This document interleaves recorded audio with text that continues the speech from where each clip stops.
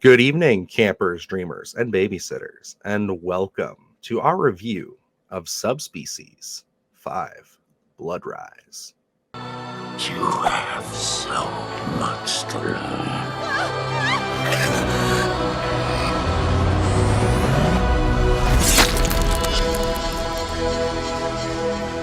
Alrighty, so this is a bit of an interesting one for us. We aren't deeply familiar. I knew of its existence, but neither of us are very well versed in the lore or the realm of the Subspecies franchise.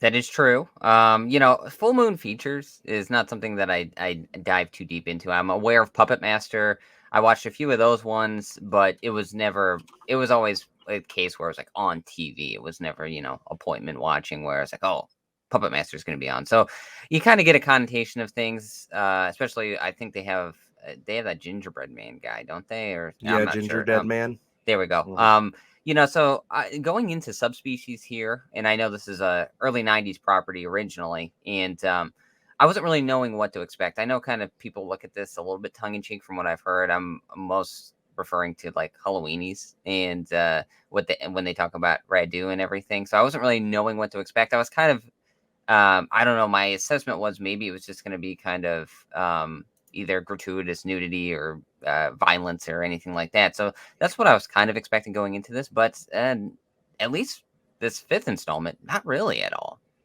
Yeah, no, there was, nudity, there was violence. It was just more lore based, more Yeah. story heavy in a sense. And, I'm wondering how a person who is so well versed in Subspecies, say you're a big fan of it, is really going to feel about this because we knew it was a prequel going in, which is why we decided, hey, why don't we cover it and watch it? So that way we'll start from the prequel. So technically the start of the story, and then if we like it, we'll kind of move through and maybe every once in a while drop a review for each of the films in the series.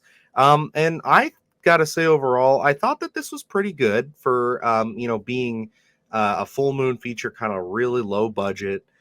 Which I apparently, from what I've read from a lot of people, this is on the higher budget side of Full Moon.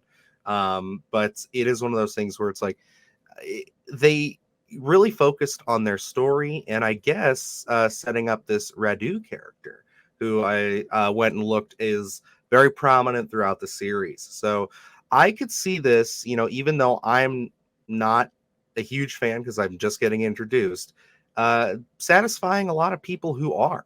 I could see that if you're a Subspecies fan, this would really tickle you pink, I should say. Yeah, and again, I've never watched any of the other ones. I'm not really familiar at all with the story involved. So like looking at this one just as a starting point, which I think we're kind of benefiting from that a little bit, where Mhm. we're not married to the property at all, so we can kind of come into this fresh and everything.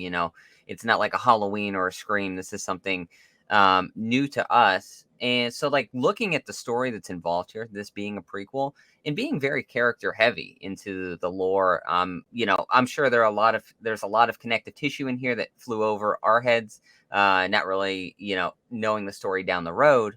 But I think it was pretty well done in that aspect where, yes, there's violence, there's nudity, but it's not gratuitous. It's spliced out, it's parceled out through the actual film itself. And it's not just for the sake of it. There are things happening, they're feeding and all this stuff. So, Mhm. I felt more so that this was very character heavy in kind of establishing that lore for, already the four installments, I guess, prior to this. So overall, I thought it was pretty well done. I mean, they weren't breaking the mold in any sense in any sort of vampire story. It's kind of, an olden times tale of, this vampire and, taking in his fledglings and things like that. So it wasn't necessarily anything new, but expecting, going into this being a full moon feature, and, I know that a lot of things are lower budget. I was very surprised by the production value here and, how they were able to tell this story. I agree. I was really impressed with just kind of the way they used that their set pieces and their scenery. Because again, I went into this not knowing much about it. I didn't even watch a trailer for this. I just knew of the Subspecies series. I knew that this was a long time coming as far as another installment to it. People have been waiting since I think it was 2004 or 1998 or something like that since the last one. I think it was 1998 actually. So it's been a long, long time since this series has seen another installment. So Subspecies fans and Full Moon fans were really anticipating this. So I wanted to go in as cold as possible, and that's what I did. And I genuinely thought that it was interesting. It has me more curious now to go back and see the others, especially the first one, which I know from most horror fans who are familiar with the series say that, of course, the first one is very much worth a watch. So I will definitely be going back and doing that now. Now, on the film's merits itself, I thought that it was actually pretty decently acted for it being Full Moon and, kind of having that reputation of being the lower budget, kind of cheesy, cheese fest kind of stuff that we get.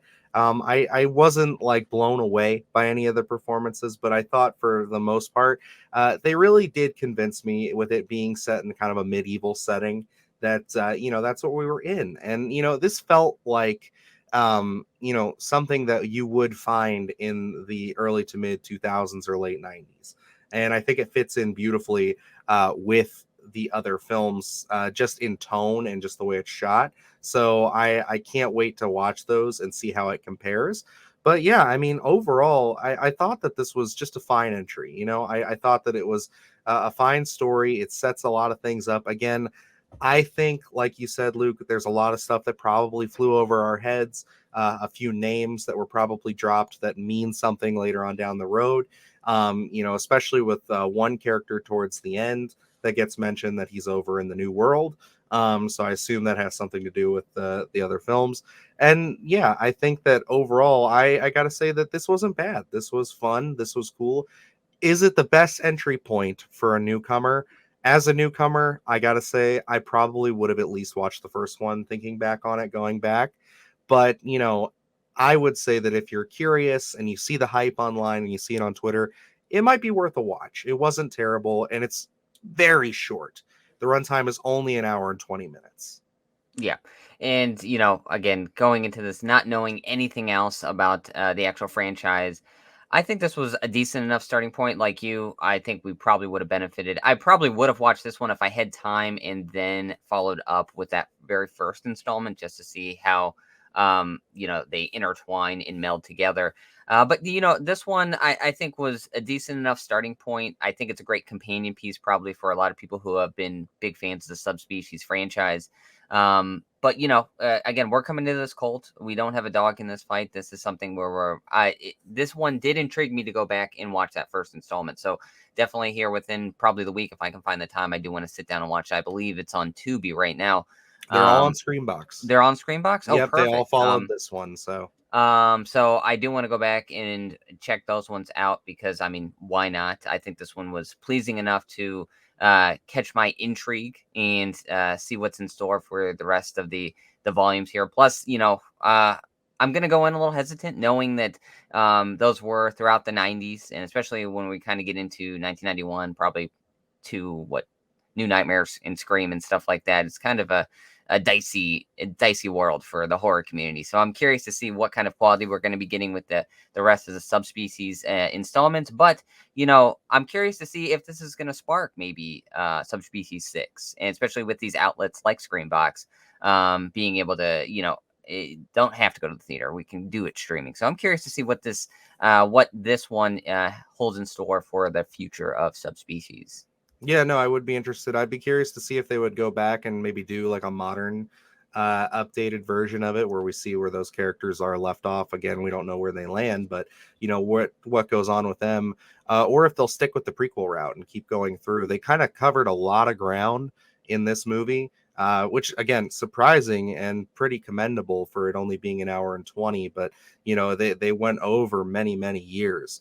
And it's something that I thought was a good bit of fun. It is a breeze to watch, honestly. Mhm. I was feeling like maybe this would be a slog for me because again, we're not familiar with the series, so it's like, would this be something where it's like it's strictly for fans? But no, this really was breezy.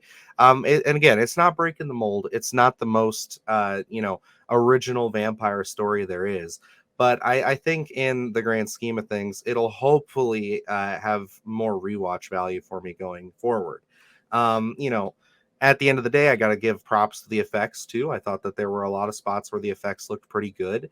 You know, their gore was there when it needed to be, and they didn't skimp out on it. But again, I was like you, pretty surprised in the amount of restraint coming from something like a full moon feature. You know, I figured that there would be a lot more gratuitous nudity and gore, like you said. But no, they really focused on their story and their characters, and I got to commend them for that. And you know, it's crazy to see this, but these were all directed by the same guy. So you know, you have to give them, you know, give him at least some props here, with the fact that he's gone through and stuck with this franchise. And I think it's Ted Nicolaou. Nicolau. I think Nicolau? it's Nicolau is how I've heard Nicolau? it pronounced. Yeah. Yeah, you know, I apologize for butchering your name as I always do on the show, but you know, I got to give him props too for coming back and you know, being loyal to his Subspecies fans, bringing them another entry. And yeah, again, I had not many expectations for it. I was interested because it was Screambox, and you know, it's a long-running franchise. Getting a new installment, it's always exciting for us in the horror genre. But at the end of the day, I gotta say, I wasn't that disappointed. But also, it's not something that I'm going to say you need to rush out and see. If you are a Subspecies fan, I would say you probably would, but you probably are already going to see it. But if you're new to this franchise and you like medieval vampire stories, check it out. Definitely get that Screambox subscription. But if this just doesn't seem like it's up for you, I don't know if it's going to be. You might want to go back like we need to and watch those originals and then see how you feel. Yeah, and this one definitely, once I get through the rest of the installments, I think I'm going to circle back and just to see how Subspecies 5 matches up with the previous installments. You know, in going into this, if you're looking for something to watch and you're wanting something, if you're hungry for more of a jump scare kind of film, you're not getting that here. No. It's more character heavy. It is you know, again, there is violence and gore, but you know, it isn't, you know, blatant, just throwing right at one thing after another. You're not getting that here. So go in, if you're looking, if you have if you love vampire lore in kind of period pieces like that, I think this fifth installment is certainly for you. Just don't go in expecting something of very heavy jump scares or anything like that, because that doesn't exist here. But overall, you know, I think this was really well done.